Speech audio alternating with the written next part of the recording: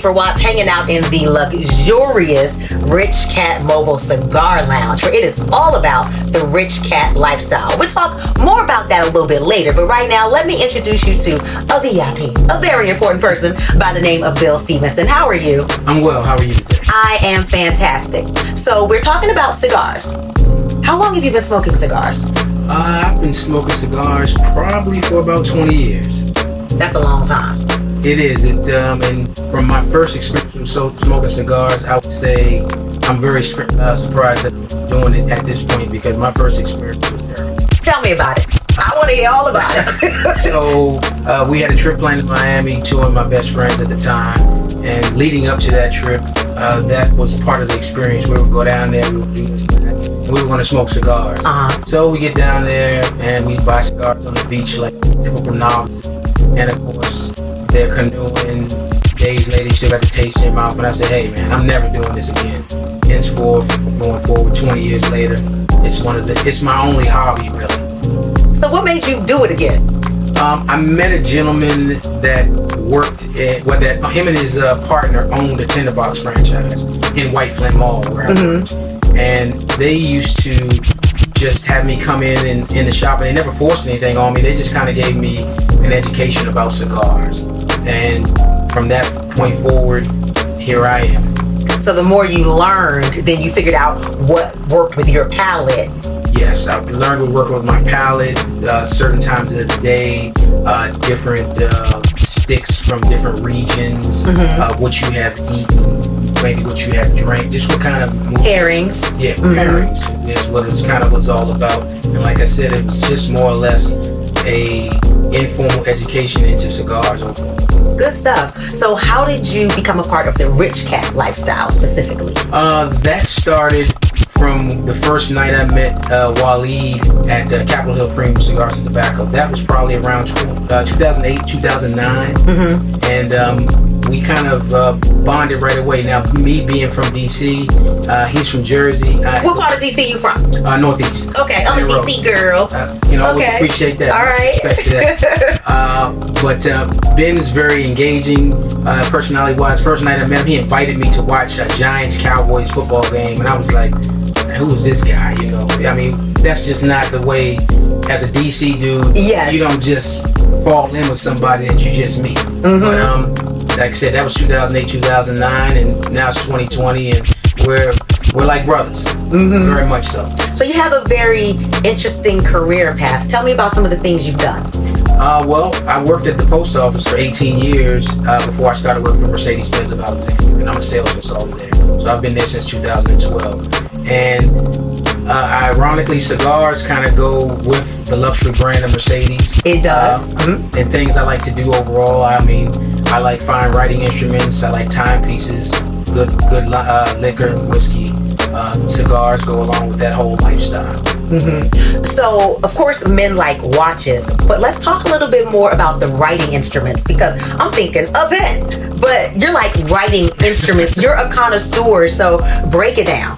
Well, for me, there some people like fountain pens, some people like a roller ball. I collect Mont Blancs, Cartier. I have a custom writing instrument that a relative gave me as well. Do you have something over there?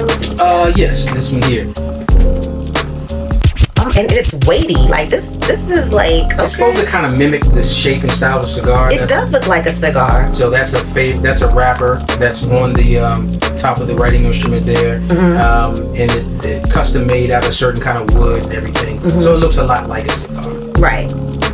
Okay, so obviously cigars kind of like naturally fit into your luxury sort of lifestyle, but as far as culture, as far as what does cigars do for you? For me personally, what they've done is they've kind of been an anchor as far as what kind of day you may have had, the collegial atmosphere and the brotherhood that's been established for me and the people I've met since, say, Chips or Capitol Hill Premium back in 2008. If you've had a certain kind of day, when I used to ride around the Beltway coming from Kensington, for instance, you sit in traffic, cut a cigar, makes the ride a little more palatable, and you can get through the day. You can think about kind of the things that have gone on, you can kind of get your thoughts together. Okay.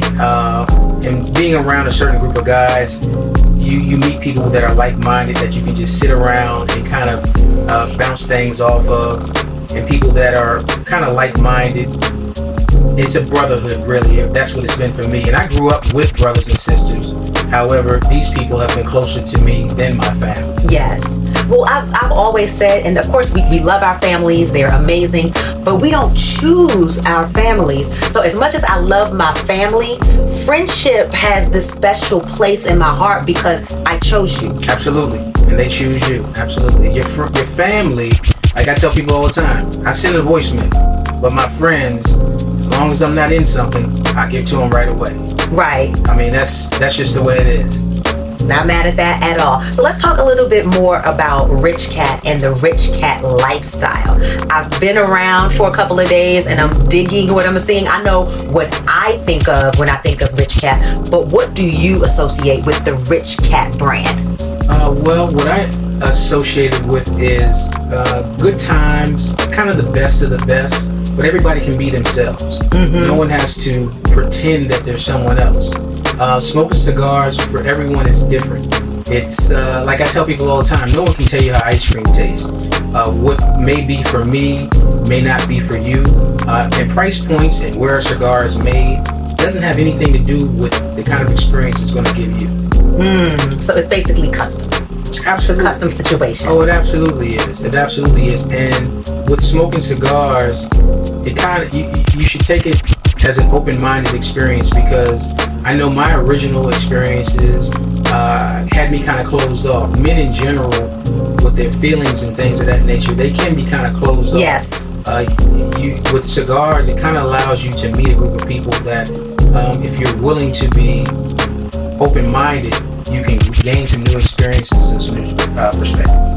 I like it. So, Bill, you've already told me why you smoke cigars, but now I want to get into the how. I don't want to be technical about the cuts and all of that stuff, but I want to get in your business. I'm a journalist. Is it okay if I get in your business, Bill? That's fine. That's fine. He's like, I ain't got nothing to hide. Let's go. Okay. On a day where you've had a really hard day and you want to decompress, de-stress, and unwind, what song are you listening to? What liquor are you drinking? And what cigar are you smoking? So I would be listening to Truth by Kamasi Washington at this time. Is that jazz or smooth jazz? What is that? That's jazz. He's an artist out of, I believe, California, LA area. Okay. And ironically, a show I watched that ended called Homeland, it was he closed that show out with a set. Okay, and that's popular show.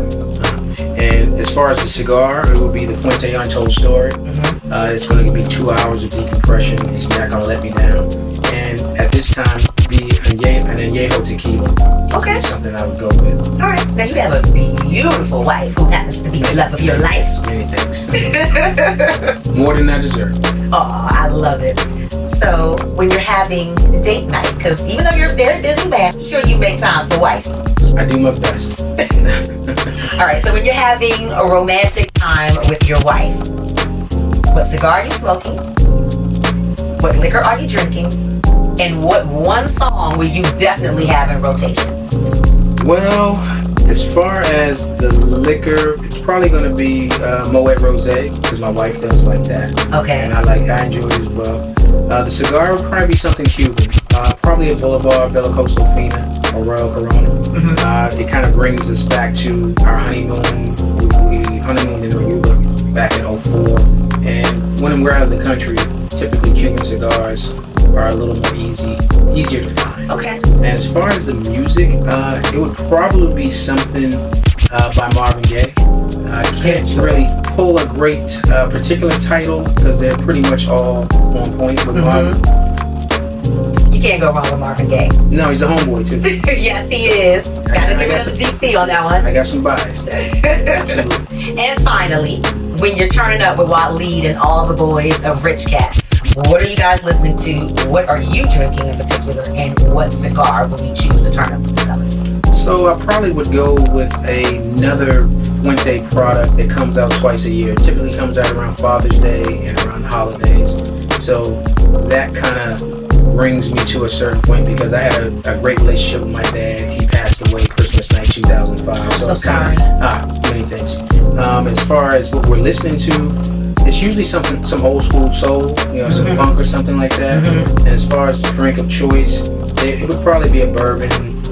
For me, Michter's Toasted or Elmer Tea Lee, if it's available. Sounds good. And finally, as we wrap up, you are a very knowledgeable man. You've had very many different experiences. Give us one life hack. Life hack. For me, I believe it is if you don't learn something every day, then you gotta really take into account if your day has been fulfilled. That's just what works for me. I like it. Learn something each and every day.